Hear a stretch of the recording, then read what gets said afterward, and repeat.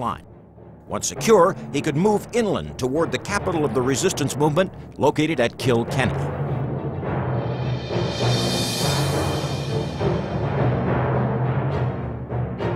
For his opening attack, Cromwell decided to take out the Royalist stronghold at Drogheda, 25 miles north of Dublin. Taking this strategically located town would help to secure Dublin and Cromwell's northern flank. Drogheda was well defended. The town was encircled by a wall 20 feet high and 6 feet thick at its base. To defend Drogheda, there were 300 cavalry and more than 2,000 infantry. To open the attack on Drogheda, Cromwell placed his batteries south of town, one to the east of St. Mary's Church, the other on this high ground that today is known as Cromwell's Mount. It took 2 weeks for Cromwell to set up the enormous gun batteries, the largest of which, the cannon of 8, fired a shot weighing more than 60 pounds.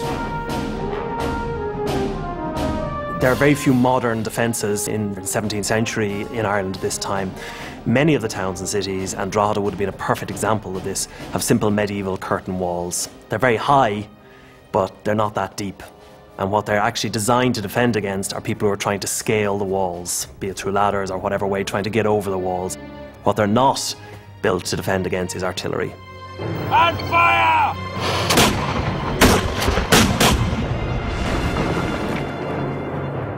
As Cromwell's artillery opened on Drogheda's medieval walls, his regimental commanders prepared for the storm. In a military tradition of the day, they drew lots to see which regiments would lead the charge. The unlucky winners were known as the Forlorn Hope. His plan was to open 2 breaches in Drogheda's walls. Now, breaches tend to funnel an attacker into killing zones. Multiple breaches, or 2 entry points, force the defender to divide his effort, and they give the attacking force more opportunity to exploit the breach.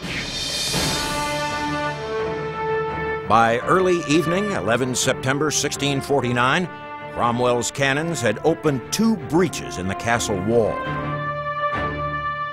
Then Cromwell gave the order to charge. Amid hymn singing and war cries, the Forlorn Hope surged toward the wall. If you had been a soldier assaulting the breach in the wall at Drogheda, it would have been absolutely terrifying. As terrifying if you'd been, say, a GI landing on D-Day. Low. Chances of surviving were very low. You knew that. Brutal, bloody and nasty warfare. Because those at the back can see what's going to happen to them. Those in the middle are stuck and they can't do anything about it. Those at the front are fighting for their lives. You had to climb over not just walls which had fallen down and stones, but dead bodies all over the place to get through this narrow gap. Cromwell watched from the rear, furious as the first assault was repulsed. When a second assault failed to penetrate the town, he'd seen enough. Cromwell, after seeing that his men were now wavering, led the 3rd assault himself right into the breach in the wall.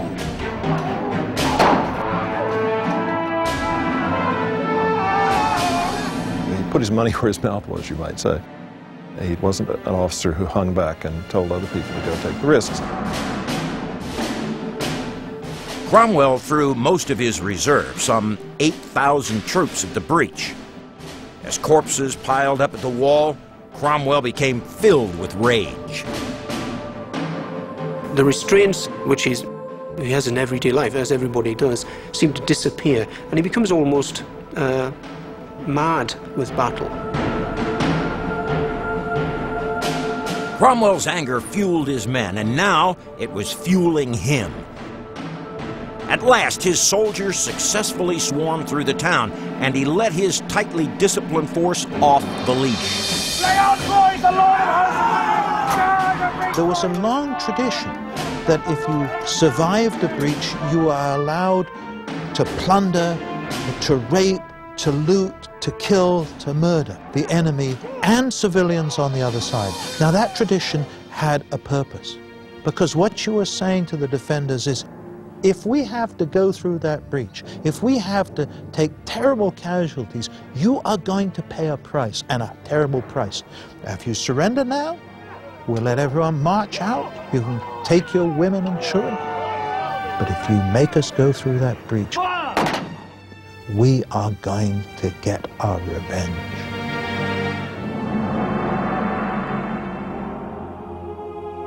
In the hours that followed, Cromwell's troops carried out a massacre here within the walls of Drogheda. It's been the subject of controversy ever since. Many of the town's defenders were killed right here on Mill Mount, where they'd retreated. Some parliamentary officers offered quarter, but Cromwell himself rode up and said, "Take no prisoners." In most circumstances, the honourable way of dealing with them would be to take them prisoner. But Cromwell chose the harsh line here, though some would say he was, as I say, within the accepted rules of war at the time. Around 100 Irish soldiers retreated to the steeple and roofs of St. Peter's Church. Cromwell personally ordered the pews to be piled like firewood and set aflame. The Irish soldiers were burned alive. In total, somewhere between 2,000 and 4,000 people died within the walls of Drogheda.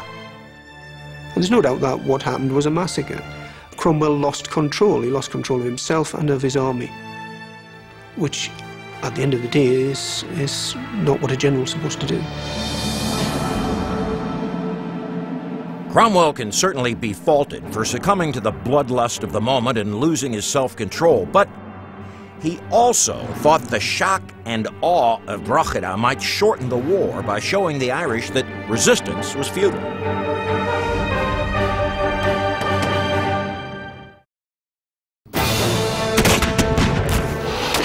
They've been called the kings of battle and the dogs of war. Something you never forget if you've been to war is the frightening sound of the artillery as they blast out their deadly cannonade. For most of the Irish people, Oliver Cromwell's assault in 1649 would have been their first exposure to big guns. There wasn't much noise in the 17th century. There were no boom boxes. There was no ubiquitous television. And therefore, when you have the noise of artillery going off, it must have sounded terrifying. Artillery was critical to Cromwell's success in Ireland, but it also presented logistical problems. With each gun weighing several tons, moving artillery from battle to battle could be a major drag on the pace of a conquering army. Taking this into account, Cromwell wisely decided to move his artillery train by ship when he deployed his army south from Drogheda to his next target, Wexford. Wexford was a walled town located within a harbor at the mouth of the River Slaney. Entry to the harbor was guarded by Rosslare Fort, which Cromwell's cavalry commander took with little resistance. To the southeast of town, on high ground just outside the walls, stood Wexford Castle. By the time Cromwell's army arrived at Wexford's walls, the Irish weather had whipped up a cold, windy storm, turning his encampment into a quagmire and preventing his guns from being offloaded in the harbor. With winter fast approaching, Wexford would make ideal quarters for his ailing troops. So Cromwell would need a repeat of Drogheda, a swift campaign using artillery to breach the walls and a fierce assault to seize the town. By now, of course, the inhabitants of Wexford have heard about Drogheda and don't want to have that experience. The governor of the town was under pressure from the townspeople to surrender, but he was waiting to see if the royalist general Ormond would deliver reinforcements. The governor tried to stall Cromwell through negotiation. But Cromwell preferred to let his artillery do the talking. When the weather allowed, he began to offload his big guns and emplace them here on this piece of high ground south of town, known today as Treespan Rock. His first target, Wexford Castle. On the same day, Ormond arrived with reinforcements. Ormond himself stayed outside the town to watch the proceedings from the north bank of the river. His heart must have sunk as Cromwell's gunners opened up with 8 cannons and 2 mortars, firing 100 shots in all.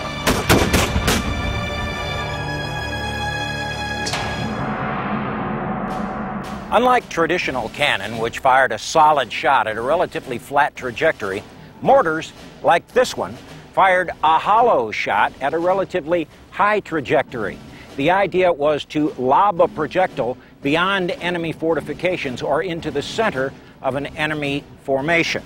Now, this is a relatively small mortar, but Cromwell's gunners had mortars like this that could fire projectiles of up to 500 pounds, and they fired several types of shells. Some were for use against fortifications, some were anti-personnel. Now, the shell that a mortar fires is not solid at all. In fact, it's hollow and filled with gunpowder. It's detonated by a separate fuse, the idea being to make sure that the projectile detonates when it's on the target and not before.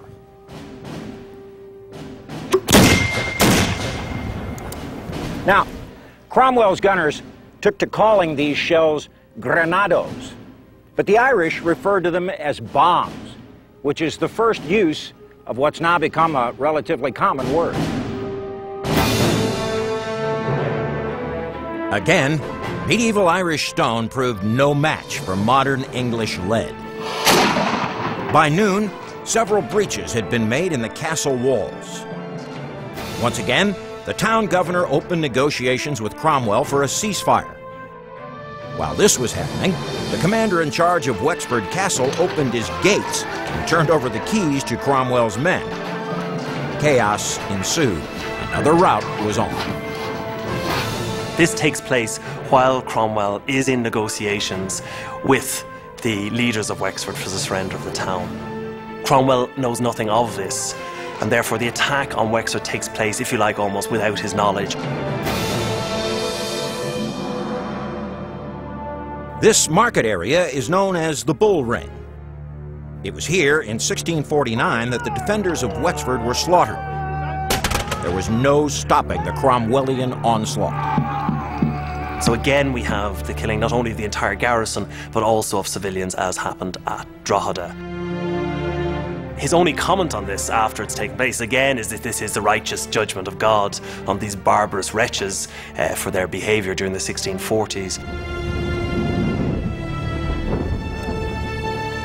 Cromwell's army left the town too ruined to serve as winter quarters. So they had to march on. It became clear that no Irish army would challenge Cromwell in the field. He'd been forced into siege warfare. Cromwell had little experience with sieges, and his explosive personality was hardly suited to a siege mentality. He is, in many senses, an exceptional cavalry commander, and in some senses, an exceptional commander.